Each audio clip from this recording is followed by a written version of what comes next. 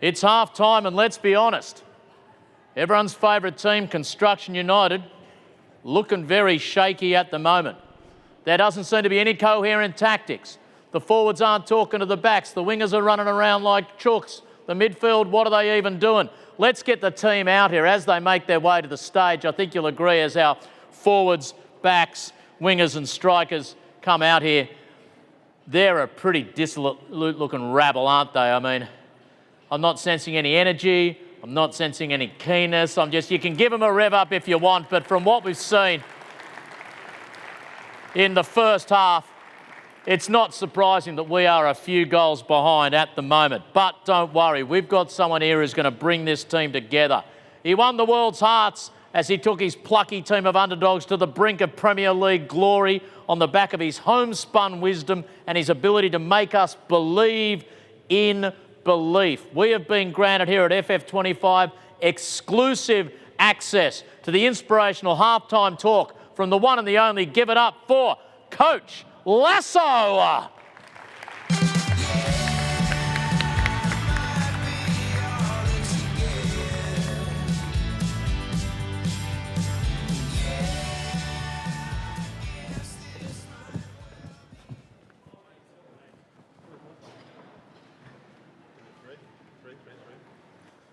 This is a good start. Here we go. All right, all right. I know what the scoreboard says, and yeah, it's not exactly whispering sweet nothings to us right now. But you know what? The scoreboard doesn't know us. Doesn't know the grit in our guts, the fire in our bellies, and the love we've got for the game and for each other. Now, I've seen a lot of things in my time. I've seen a dog chasing its tail for 20 minutes and still come out smiling. I've seen biscuits so good they could end wars. And I've seen this team, you lot, do things that no one thought possible. Defenders. My backline battalion, my human shields with cleats. Let's have a little chat. Are we looking at a stampede or just a couple of cows out of line? They promised me the best contracting team in the marketplace. We were lucky to get the C team on board. They promised me supply chain was going to work. I'm still waiting on the steel for this project. Designers are quoting me the PI limitations and they're not doing anything on the team. What are we doing, coach? This is ridiculous. And I've got problems too. Every time they get into trouble up the front, they kick the ball back to us. And that's when we get the own goals. They're coming straight back into the goals to us. No one's talking to anyone. Are we even playing the same game? What game are we playing? I don't know. Oh, well, ain't that a spicy meatball of truth? All right, my midfield maestros, my engine room, my beautiful brains in boots. Let's talk. Now, I know the first half felt like herding cats through a thunderstorm. Passes weren't landing. Space was tighter than my Aunt Patty's jeans after a Thanksgiving lunch, and it felt like we were chasing shadows. If this situation was a dartboard, where would you aim? Okay, Coach, here it is. You've got to believe that we understand that the only way we look good for our fans is for the forwards to put the ball in the net. So we're really clear that we've got to give you consistent, clean ball time after time. But you've got to remember too, Coach, you've got to believe in the decisions you made, that you picked a midfield that's capable and that you've taken them through the ringer and we're here to do the job. Coach, projects that are being approved simultaneously for major projects, talking about what's coming and the CEO's talking about, is very, very challenging. It puts pressure on us and our resources to be able to deliver to you. Material supply as well is incredibly difficult, particularly when we don't know what's coming. Look, I hear you and I appreciate that. All right, my wing wizards, my flank flyers, you beautiful blur of boots and bravery. Let's have a word. Is this a slow-cooked mess or just a little sizzle on the skillet? So let's be honest, it's a mess. We're just not talking to each other at the moment. We're all playing as individuals. We're not playing as a team. We don't even have the same strategy. Like we don't have the plan for how we're actually going to win this game. So we've got not a lot of hope, really. I think we need to come up with a plan. We've got some really good ideas. We'd like to share them, but we're just being ignored at the moment. It's really, really demoralising. I mean, we've got our defenders back there constantly calling for back passes. We go through extra reviews, changes. We can't even decide if we want to attack up the left or go for the long ball. And our strikers up the front, well, they just keep yelling at me. One of them called me the slowest winger in history.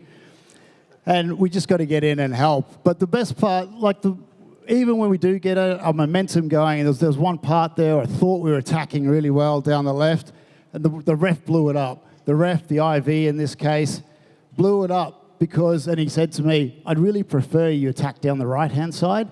Why are we stopping the game when we haven't broken a rule? Thanks, Troy. That took guts to share. Okay. My goal-hungry gladiators, my net-seeking ninjas, my beautiful chaos creators. Let's have a little chin wag. Marco, you grew up watching Del Piero paint pictures with his feet, didn't you? I mean, that guy could pass a ball like it was poetry. What do you think's going on? Well, Ted, definitely Del Piero was a great pleasure to watch, and you know that, right? I mean, me being Italian, I grew up watching him, and it was really, really mind-blowing. But the reality that he had a team behind, he had a great system, and, they train hard a lot in order to ensure that they can provide that magic. Now, where we are at the moment, we all know that scoring goals is the most difficult thing in soccer, and we try as strikers and as constructors to do that, but we need the support of all the team here. And there's lots of things that are happening. We prepare for a 10-season game, and we're actually playing now a 60-season game. There's projects out there that have never been as difficult as before, and I think that all of us as a team need to step back and think about the strategy of how we're going to get there. Thanks, Marco. Kathy, you're known for your straight up and down play. What do you think you need to do to straighten things out here? Well, Coach, I think firstly we need a captain. Who's the captain, Coach? Have you identified a captain? Over to you. The next thing is we're playing a compliance game. There's very little trust. There's set plays. Pass the ball back and forth, back and forth, back and forth. We're not striking. We're not going for goal enough. So I think there needs to be change in our tactics team.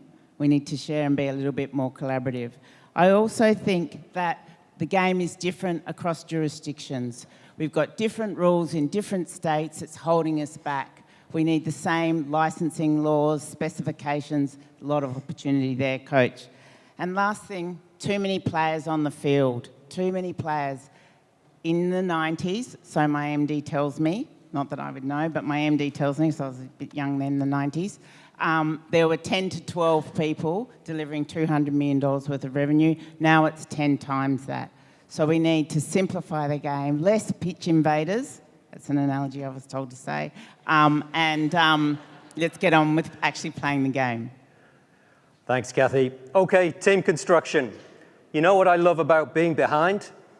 It means we've got a great comeback story brewing, and everyone loves a good comeback. So let's write ours one pass at a time. Defenders.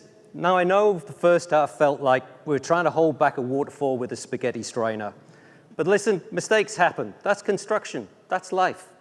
Heck, I once tried to fix a leaky faucet with duct tape and prayer. Didn't work, but I learned. You're not out there to be perfect. You're out there to be present, to be tough, to be smart, to be together. Defense ain't about stopping goals, it's about setting the tone. It's about saying, not today, buddy, with every tackle clearance, every shout to your teammate. Hey, Frankie, my Northern Irish dynamo, you've got the accent of poetry and the grit of a prize fighter. What are you going to do differently this half? Well, I'm a member of the team, and I want the team to win. I don't care who you are, but we've got to win. And how we win is we actually do what we say we're going to do and actually get on the field and actually take it to the other team every time. Make sure that we deliver what we actually say we're going to deliver and actually do it on time and on budget. It's really important for this team to work together. If we don't, we've actually lost the game. So I'm in to work together, Coach. Thanks, Frankie. And what about you, Emma, my Neptune of the Sea of Green? The Neptune.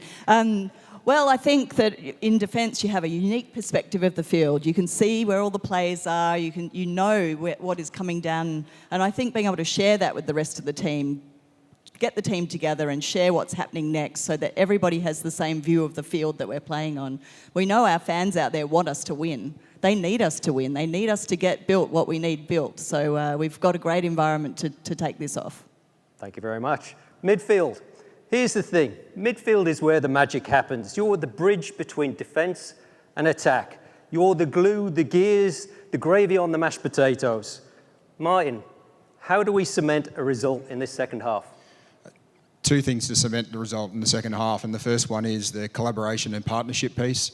Early award allows us to reinvest in our assets, ensure that we've got the technical capability to work with our clients and customers. And the second one is around policy makers, be it federal, state, local council, to be able to have access to raw materials, to be able to physically supply, reinvest once again, and deliver a great product at a reasonable price. Thanks, Martin. Paul, how do we sheet this home? Teddy, here's what I think. Firstly, we've got through 4 of the roughest seasons you could imagine, years, and therefore you've picked a midfield that's obviously reinvested in themselves. You've got to continue to reassess and reevaluate the decisions you're making and what we're providing you. But I can add one more thing. Can I tell you this, Teddy? There's a new optimism out there because the players' union, they're coming to the table. We're seeing good signs on the horizon, and there's something that we can work with in the midfield to make our fancy pants forwards look good. Thanks. If I had a nickel for every time I said that, I'd still be bad at maths, but I'd be very grateful. Wingers, you've got something special. You've got the kind of speed that makes defenders question their life choices. You've got the creativity to turn a tight corner into a highlight reel, and you've got the courage to take risks even when they don't pay off first time. Belinda, how do we make the numbers stack up this half? I think we've got to go back to the basics, and for me that's around the environment in which we're playing. At the moment, it is broken. I think we haven't got a respect for each other. So I think it's got to come back to respecting each other for what we bring to this team. We all have different positions to play. We've all got to bring those. We've got to be accountable for those positions, but then we've got to have that respect so that we do use it at the end of the day. At the moment, the environment's not there. We've got lots of ideas. We've got innovative ideas that we want to bring to the table. We're thinking about, what sort of ball we can use. We can change our outfits. It's going to make us faster, all these things to win. But at the moment, we're just not entertaining innovation because we haven't got the environment, whether it's the rules of the game, the pitch that we're playing at, but us as people. I think we've got to come down to people at the end of the day and mutual respect for each other. Thanks, Belinda. Troy, what's the blueprint for success? Well, Ted, I think it's about collaboration. It's all about the people. We've been playing an individual game and it's not working for us. And so we need to get there. As designers, we've got to release the ball earlier. We're so scared of making the perfect pass that we're not releasing the ball. We've got to let it go earlier, but we need help. We need help from our captains. I'm going to say you're the captain, strikers. When we get stuck in back passes with our defenders and extra approvals and that, we need the strikers to come and help us and unblock that, get the contractors in to fight for us and help us so that we can get the ball up and we can all start scoring goals. Plain and simple, it's collaboration, Ted. Ain't that the truth? Strikers, you live for the moment. You thrive on instinct. You don't wait for permission to take your shot. And sometimes it doesn't go in. That's okay, because every miss is one step closer to one that does. I know I've got the whistle and the clipboard, but you've got the boots and the brains. So tell me, what do you think we can do differently to light up the scoreboard a little bit more? Okay, so we've heard collaboration, collaboration, collaboration. But if you think to do that, you think about Maslow's hierarchy of needs. You've got to have a framework, and the framework we need is a collaborative commercial model that has the right risk allocation for the project. Get that right, and we can play as a team. So that's number one. And then there's other things. We can be more efficient in procurement. Imagine if for information only didn't appear in documents in tender. They were just, this is where we're at and you can rely on these documents. That would really make procurement more efficient and we could move forward, and that creates value if we can be quicker at moving forward in our design methodologies. And then the next thing we need to do is really define what is value and get aligned as a team on what's value for this project. Budgets are tight, we need to be more efficient. So can we spend time as a team, not just kicking the ball back and forth, around compliance and endless design reviews, and just decide quickly that these quick wins, program cost, price, legacy, actually share the weightings in the tender of what's required and define value collectively. That's it. Ted, we're down 3-0. I mean, we're in a desperate situation. We know that. We need to change something really quickly. And as my coach before you used to say, is focus on the next 5 minutes. Don't get daunted by the long-term task. And I think we need to break it in things that are easy to, or at least achievable to do. And I'll try to give a few ideas out there. So first one is tenders are the same as is training in soccer. That's where you can try things out, you can put ideas, crazy ideas, build that relationships. Why don't we spend more time as collective, defenders, clients, in exploring ideas, potentially around early collaborative engagements, in which we have those ideas thrown out there, and eventually we bring those ideas out to the pitch when it's the right time. We know out in the pitch is crazy, in delivery is a good analogy, is the same. We just need to be mindful that that's a good idea. The second thing is, don't change a winning team. Most of the times, throughout the tender process, there is really good outcomes between clients and contractors and designers. And most of the times, those teams are split after the tender, and someone goes and does something else. We train with those guys together for 20 weeks, and you have to bring them for the A game to ensure that the delivery is smooth as it was in the tender. So don't change a winning team. And the third point I'm going to make is, you already touched upon this, is it's better to stand here winning 3-0 rather than losing 3-0. We can still lose the game even if we're winning 3-0, but an early start and a good start sets the project for success. So allow for early mobilization of contractors, allow designers, wingers, to be more aggressive with the design, allow, get the permits on, and be creative, because if we start good, we're already halfway through. Ain't that the truth? All right, my beautiful biscuits, here's what we're going to do. We're going to go out there and play like we've already won. Not because we're cocky, because it's who we know who we are. We're construction. We fight. We believe. We pass the ball like it's a love letter. We defend like our mums are watching, and we score like it's the last goal on earth. Now go out there and show them what belief looks like. Which way? This way?